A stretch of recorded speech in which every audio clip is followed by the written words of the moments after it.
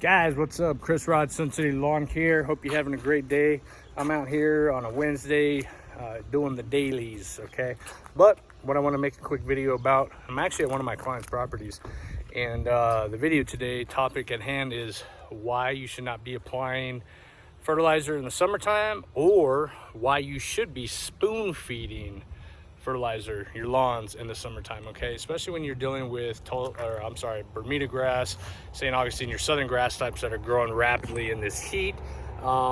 Even in your tall fescue lawns, your northern grass types, you just don't push a lot of fertility or nitrogen in the summertime, and this is the reason why, okay? It just gets crazy overgrown. Looks good, right? Looks good, but watch this.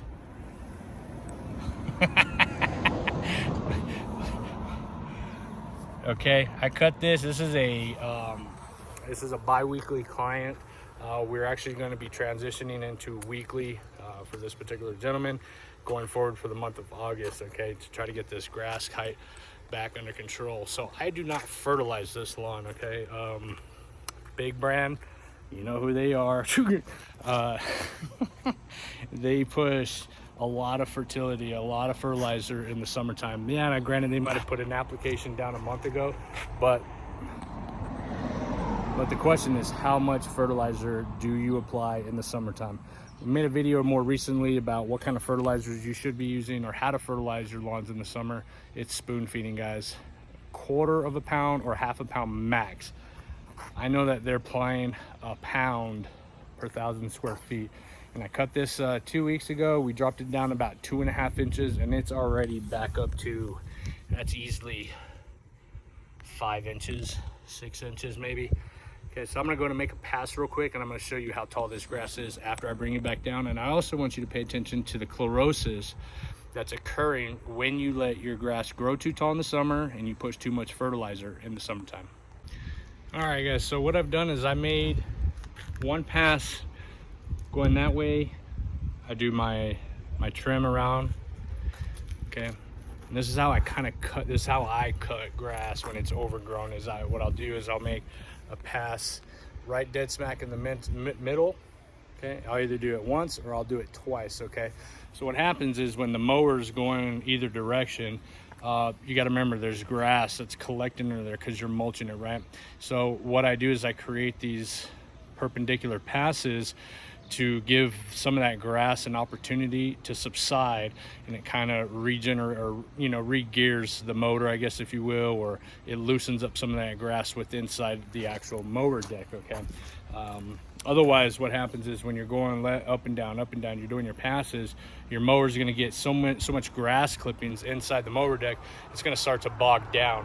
So when you create these little perpendicular passes, that grass, the clippings will drop down, and then you kind of start fresh, okay, every 10-15 feet, however you guys want to space it out. But back to the point that I'm trying to make is, look at the difference, okay? The chlorosis, okay, you see how dark these squares are, and then you got the long rectangle passes. There is a bit of chlorosis, okay, and that's because you're missing the photosynthesis down into the lower leaf tissue because the grass is getting too tall.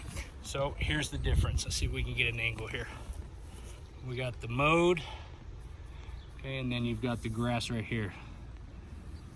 Okay, see, that's about, golly, I put the mower at 3 inches. This grass is easily 6 inches, okay? So what does that mean? That means we're cutting almost half the grass off, and that's breaching the 1/3 rule. So again, why you don't push too much fertilizer in the summertime, it's going to get overgrown. And then when you go and mow it, okay, some mowers don't even reach that tall, okay? And then you may get a client that, you know, is going to request that you cut it shorter next time, or that you mow back, you get a call back and you have to go back and mow it again because they want it shorter. So we're trying to maintain height, and that's the important part about mowing during the summertime. Spoon feed if you can. Don't let it get overgrown. Even if it's raining, which we had some crazy amounts of rain recently, about 4 inches in some areas, it's going to get overgrown. You have to keep mowing. Otherwise, you're going to end up with some problems. And then lastly, the reason why you want to continue to mow and not push a lot of fertility during the summertime is because you're going to get excessive grass clippings. When you have excessive grass clippings, that is going to increase your thatch layer, okay? You're gonna get that spongy material. You're gonna have to do additional services come spring in regards to dethatching. And then here is the last thing I'm gonna say about mowing tall grass is that you may get some missed spots because the wheels are going to flatten this area out, and it's not going to allow the mower to do its job and cut that grass off appropriately, okay? Even if you're going or tracing your tracks.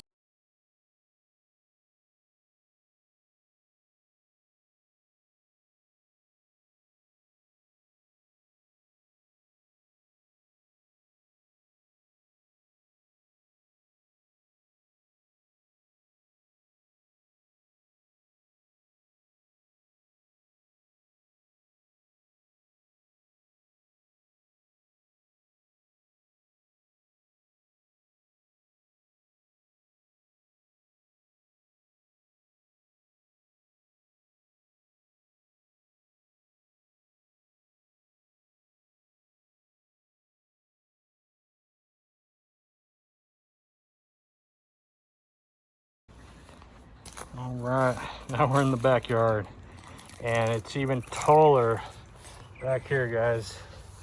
Let's see if I can get a good picture. Look at that. That goes way halfway to my forearm there.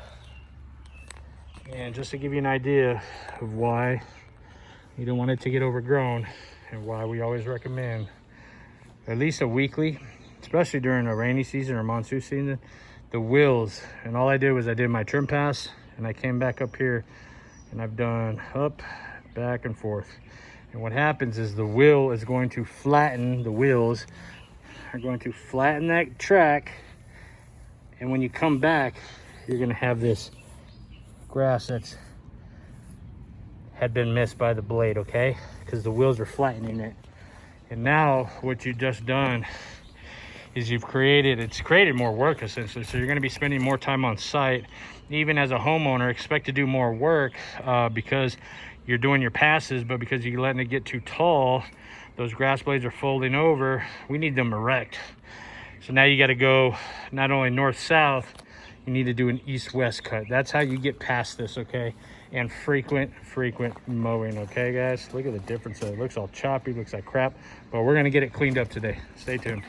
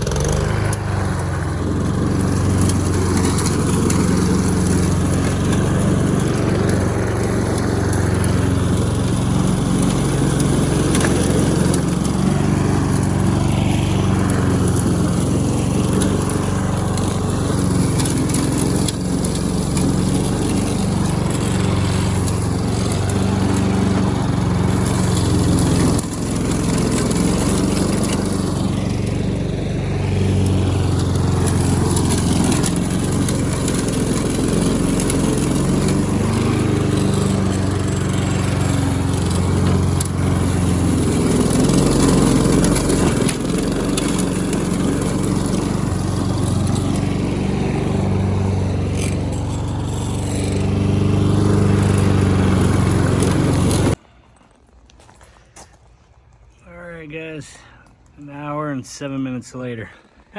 That does include some of the leaf and pine cone debris because we just had a recent thunderstorm. They got some hail, golf ball size hail, dropped all the cones and the needles, but we did a triple cut on this one, as a matter of fact. And then that went from 8 inches to 4 inches, or I'm sorry, 8 inches to 3 inches. Definitely breaking the 1/3 rule there. But we're back on a weekly schedule, so we should be able to maintain cut though, and brought this down from 6 to about 3 inches. Keep it cut, keep it trimmed, in other words. So you guys, that's all I got for you. Don't let your grass get overgrown, and try to fertilize properly in the summertime by spoon feeding. Do not let whoever's mowing or whoever's fertilizing your grass, apply a pound per 1,000 square feet. And you guys know who I'm talking about if you're out there. Ciao, guys.